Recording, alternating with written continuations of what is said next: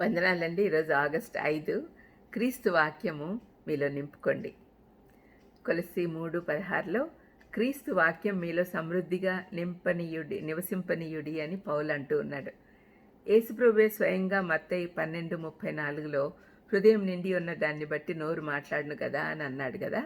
అందుకని హృదయాన్ని వాక్యంతో నింపుకోవాలి.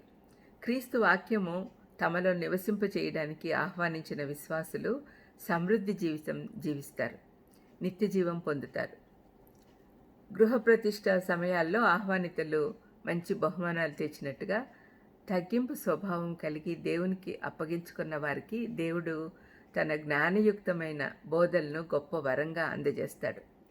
మనం గృహాలలో దేవుణ్ణి ప్రతిష్ఠించుకుంటే దేవుని మహిమ ఘనతలలో మన ఇంటిని అలంకరించుకోవటంలో పరిశుద్ధాత్ముడు ఆనందిస్తాడు. యేసుక్రీస్తు తగిన సమయంలో అన్నిటినీ సుందరంగా చేస్తాడు. తన ఫలముతో, అంటే ఫలం అంటే ఏంటి? ఆత్మఫలాలు, మంచితనం అనే ఫలము, విశ్వాస ఫలము, ఇవన్నీ ఉంటాయి కదా. ఆత్మ ఫలమంతా మన ఇంటిని నింపుతాడు. దేవుడే నింపాలి కదా. ఆత్మ మనలో ఉంటే ఆత్మనే మనల్ని వీటన్నిటితో నింపుతాడు. మనలో క్రీస్తును సమృద్ధిగా నింపుకుంటే మనం సమర్పణ జీవితం కలిగి ఉండి ఆయనను సంతోషపెడతాం. ఇంతకు క్రీస్తుని గురించిన ఈ బోధ ఏంటి? బోధను నింపుకోండి అన్నాడు కదా పౌలు. ఈ బోధ ఏంటి అంటే, మొదటిది మన ఆత్మను రక్షణలోకి నడిపించే బోధ. ఈ బోధ ద్వారా మనం రక్షణలోకి నడిపించబడతాం. రెండవది, మన హృదయాలకు ఆదరణ ఇచ్చే నిరీక్షణతో నింపే బోధ. వాక్యం చదువుకుంటుంటే మనకు ఆదరణ వస్తుంది. మనకుండే నిరీక్షణ ఏంటి? ఎప్పటికైనా ప్రభు దగ్గరికి వెళ్ళిపోతాము అని. అలాంటి నిరీక్షణ కలగాలి అంటే వాక్యం బాగా చదవాలి. మూడవది, మన జీవితాలను కొనసాగించడానికి అవసరమైన ప్రేమ సందేశం బైబిల్లో ఉంది. దేవుడు లోకాన్ని ఎంతో ప్రేమించాడు కాబట్టి ఆయన మన కోసం ప్రాణం పెట్టడానికి లోకానికి వచ్చాడు. దేవుని ప్రేమ మనలో నివసిస్తే మనం దేవుని బిడ్డలమని ఇతరులకు తెలియజేయబడుతుంది. మనం ఇంకా పాపులుగా ఉండగానే మన కోసం ఈ లోకానికి వచ్చాడు యేసయ్య. అది ప్రేమ కాదా? ఆ బోధను నింపుకుంటే మనలో కూడా ప్రేమ ఉంటుంది. నాలుగవది, మన ఆలోచనల తీరును మార్చే సత్యంతో కూడిన బోధ. బైబిల్లో సత్యం ఉంది. నేనే సత్యం అన్నాడు దేవుడు, యేసయ్య. మరి ఆ సత్యాన్ని మన హృదయాలను నింపుకుంటే మన మాటలు కూడా సత్యంతో నిండబడి, యథార్థతో నింపబడి ఉంటాయి. అబద్ధాలు చెప్పడం చాలా నార్మల్ అయిపోయింది.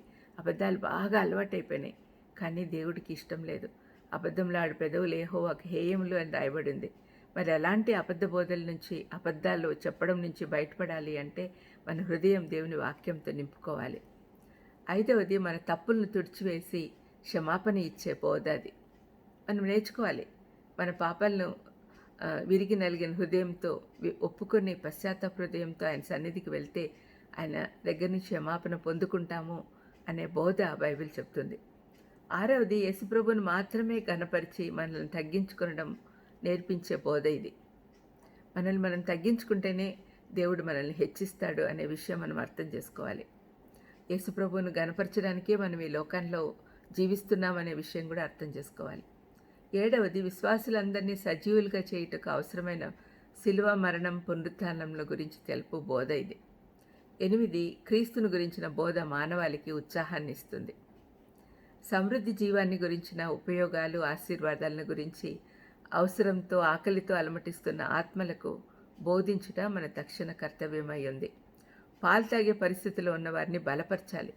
చివరిగా, కృతజ్ఞతా భావంతో, స్తుతి ఆరాధనలతో ప్రభు వైపు చూడాలి. యేసుప్రభుని ప్రేమించి అందరితో కలిసి ఆయన గొప్పతనం గుర్తించి మహింపరచాలి. ప్రార్థన చేసుకుందాం. దయమేడా, మీ వాక్యాన్ని హృదయంలో నింపుకునేది అలవాటు అందరికీ కలుగు చేయమని యేసుక్రీస్తు నామములో వేడుకొంచున్నాను తండ్రి. ఆమేన్. ఆమేన్. God bless you.